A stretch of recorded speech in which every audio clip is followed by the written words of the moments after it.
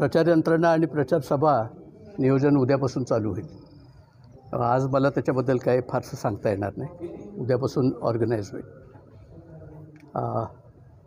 बाकी अजून काय?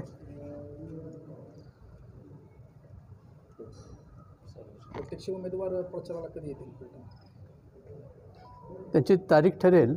2 दिवस त्यांनी फलटणला दिलेले आहेत. बाकीचा वेळ सगळे अनिकेत राजे, सत्यजित राजे, विश्वजित राजे, सुभद्राजे, शिवांजली राजे हे सर्वजण आणि धैर्यशील मोहिते पाटील साहेबांच्या पत्नी शीतलदेवी या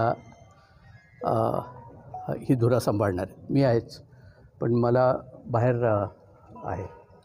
काय प्रमुख मुद्दे असणार आहेत प्रचारातले? म्हणजे कसं?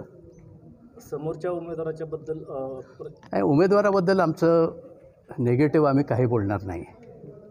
आम्हाला फक्त आमचं फलटण सेफ हातात हवं आहे इतकंच आमचं हे आहे. म्हणजे आमची ॲटिट्यूडच ती आहे. आम्ही कुठल्या काय पार्टी, आम्ही फार लहान जग आहे. We are very small people.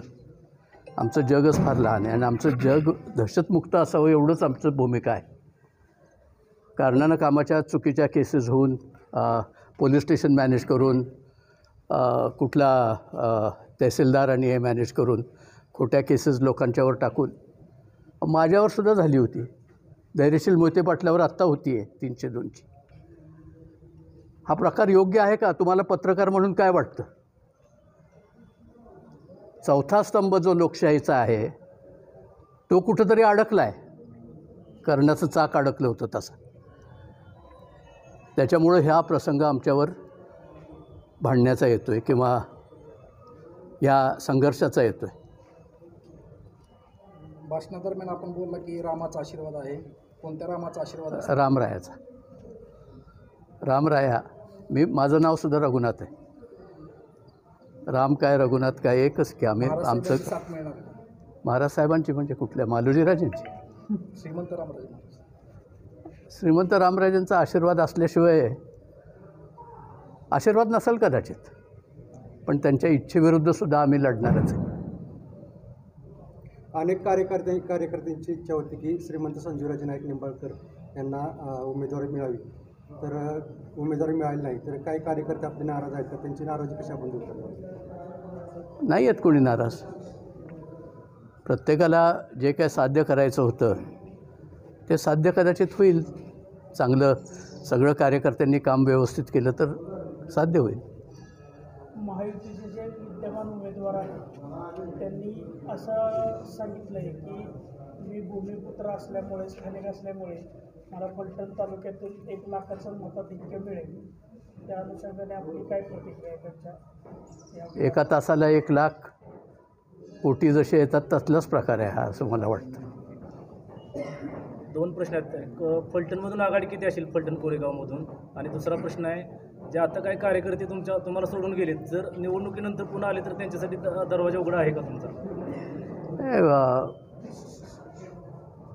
आमचं मन मोठं आहे, त्याच्यामुळं चुकलेल्याला माफ करणं हे ह्या राजवाड्याचं ब्रीदच राहिलेलं आहे. काहीच त्याच्यात प्रॉब्लेम नाही. आले परत आले, नाही आले नाही आले. आम्ही काय कुठल्या कार्यकर्त्याच्या मागं लागत नाही. सोडून गेला म्हणून त्याचं घरदार वाटोळं करायला आणि रस्त्यावर काढायला जात नाही. ही लोकशाही आहे. लोकशाहीमध्ये आमच्या विरोधात जाण्याचा त्यांना पूर्ण अधिकार आहे. त्यांना आमचं जर पटलं नाही तर त्यांनी आमच्या विरोधात गेलं तर आमची हरकत काय असण्याचं कारण आहे? फलटण कोरेगाव विधानसभा मतदारसंघातून धैर्यशील मोहिते पाटलांना किती लीड मिळेल? Let's wait and watch. We are going to try hard.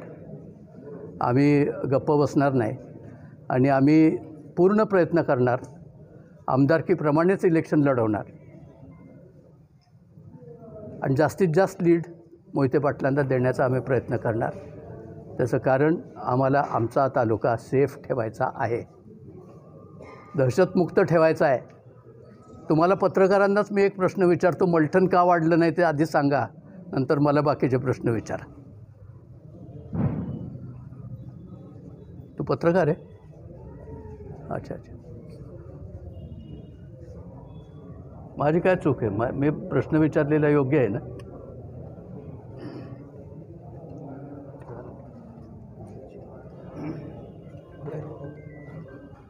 झाले का प्रश्न मी अवघड वाटलो का? तुमच्यावर खोटे गुन्हे दाखल हो, झाला होता माझ्यावर 307चा गुन्हा दाखल. त्या मांडवा खालून मी गेलेलो आहे आधी. मोहिते पाटलांवर होईल असं आपण म्हणताय, म्हणजे होणार म्हणतायत सगळे, सांगतायत की 302चा गुन्हा दाखल करायचं चाललेलं आहे अकलूज पोलीस स्टेशन.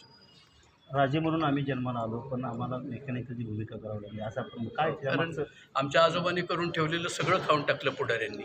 बरं. ते परत दुरुस्त करण्याचे नशीब आमच्या मनात, आमच्या नशिबाला आलं आणि ते दुरुस्त करण्यातच आमची साठी गाठली गेली. पाणीदार आमदार म्हणून त्यांनी वारंवार सांगत आहेत, पाणीदार खासदार म्हणून, आणि बारामतीवरून शरद पवारवर टार्गेट केलं जाते. काय वाटतं? पाणी ती पळवून आणलं असं म्हणताय. पंढरपूर तालुक्यामध्ये हा प्रचार मोठ्या प्रमाणात होतोय, काय सांगाल? खरंच तसं पाणी आलंय? आणि नीरा देवगरचं पाणी हे रामराजांनी अडवलेलं पाणी आहे. बरं. रामराजांनी हयात घालवली त्यावेळेला नीरा देवगर उभं राहिलेलं आहे. नीरा भैमा स्थैर्यीकरणाला यांनी विरोध केला होता आणि यांच्यावर गुन्हे देखील दाखल आहेत. त्या गुन्ह्यांचं काय झालं त्याची मला सिच्युएशन माहीत नाही आज, परंतु कागदपत्र निश्चित आहेत. पाणीदार खासदार हा एका दिवसात होत नाही. रामराजांनी नीरा देवगर बांधून 65 किलोमीटर पाणी पुढं आणलेलं आहे आणि त्याच्यानंतर अनुशेषामुळं हे पाण्याचं काम थांबलं होतं. त्या अनुशेष नेमका आत्ता संपला. ते 10 का 15 किलोमीटरचं काम चालू झालेलं आहे. ते ठीक आहे ना, येतंय पाणी तर येऊ द्या ना, it's welcome. Pandharpur Pelton railway असेल किंवा इतर काही लाखो रुपयांची विकास कामं मी केली, त्यामुळे जनता माझ्या मागे आहे असं विद्यमान खासदारांचं म्हणणं आहे. फलटणपासून पुण्यापर्यंत रेल्वेने कुणी जात नाही. फलटणपासून बारामतीपर्यंत सुद्धा रेल्वेने कुणी जाईल असं मला वाटत नाही. रेल्वे मोकळी जाते आणि मोकळी येते. आता पंढरपूरपर्यंत झाल्यावर बघू. समोर कोणीही येऊ द्या, माझा विजय निश्चित आहे विकास कामाच्या जोरावर, असं सांगण्यात येते निंबाळकरांकडून. तुम्हाला काय वाटतं? ऑल द बेस्ट आहे. आपण शेवटचा प्रश्न, फलटण दहशतमुक्त करायचं आहे असं म्हणलं आहे, नेमकं याच्या मागचं कारण काय? कारण मी आता मगाशी एक्सप्लेन करून सांगितलं, किती वेळा बोलणार. I am not going to talk anything against him. त्याच्या विरोधात काहीच मी बोलणार नाही. काही नगरसेवक देखील त्यांच्या संपर्कात आहेत असं म्हणतात. नगरसेवक सगळे आज माझे आहेत. नगरपालिकेची टर्म संपलेली आहे आणि इथं ज्यावेळेला नेक्स्ट इलेक्शन येईल त्यावेळेला नगरसेवक येतील अस्तित्वात. काल काही लोकांनी पाठिंबा दिला आपल्याला, अजून किती लोक पाठिंबा देणारे मोहिते पाटलांना? होईल ना, अजून एखादा भूकंप जोरात होईल. Okay, thank you.